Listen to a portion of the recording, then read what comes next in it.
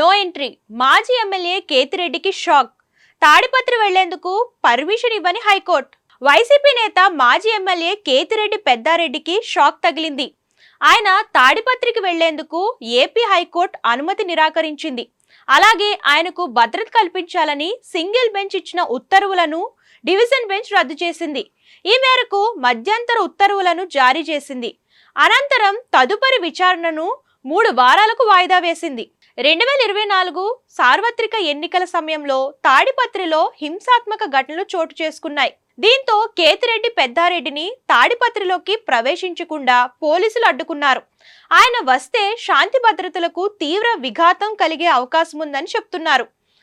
దీనిపై కేతిరెడ్డి హైకోర్టును ఆశ్రయించగా ఆయన తాడిపత్రికి వెళ్లేందుకు సింగిల్ బెంచ్ ఉత్తర్వులు ఇచ్చింది.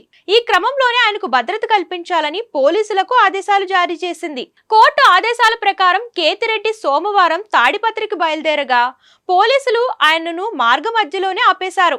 తాడిపత్రిలో టీడీపీ నేత జేసీ ప్రభాకర్ రెడ్డి భారీ శివుని విగ్రహం ఏర్పాటు చేసి అభిషేక కార్యక్రమాలు నిర్వహించారు.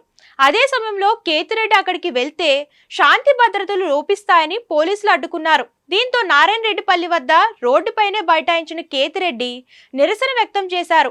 ఈ క్రమంలోనే తాడిపత్రికి పెద్దారెడ్డి వస్తే సమస్యలు వస్తాయని సింగిల్ బెంచ్ ఇచ్చిన ఆదేశాలపై డివిజన్ బెంచ్ లో అనంతపురం ఎస్పీ అప్పీల్ పిటిషన్ దాఖలు చేశారు.